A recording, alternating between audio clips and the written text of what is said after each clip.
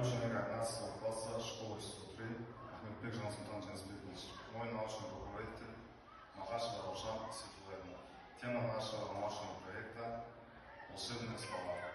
Цель работы – узнать происхождение вежливых слов и использование в современном мире.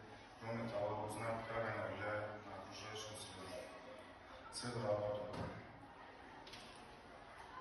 изучить литературу по данной теме, а также узнать, какие бывают вежливые слова, выяснить необходимость вежливых слов в повседневной жизни, выяснить, как влияют волшебные слова на настроение, также сделать памятники для участников с вежливыми словами. Актуальность темы.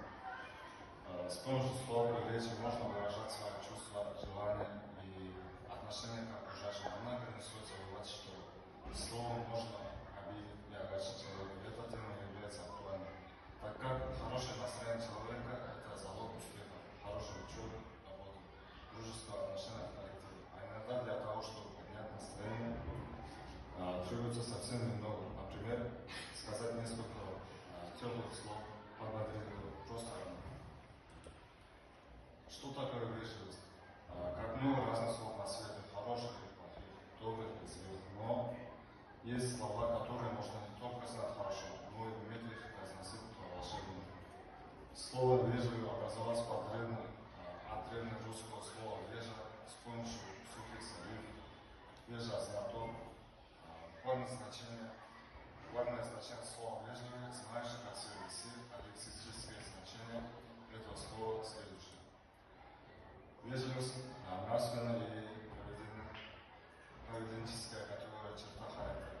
Под вежливостью обычно понимают умение уважительно и тактично общаться с людьми, готовность найти компромисс и выслушать противоположные точки зрения.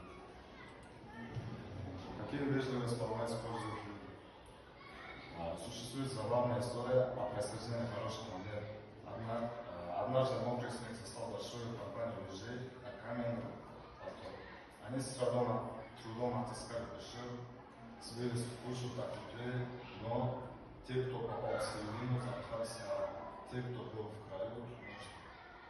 Ежи никак не могли отыскать золотую середину, то они кололи друг друга словами, то замерзали, то сагрились, то разбирались по углам. А потом договаривались друг с другом, погревались в середине, идти на край и снова жить своей ручкой. Вывод.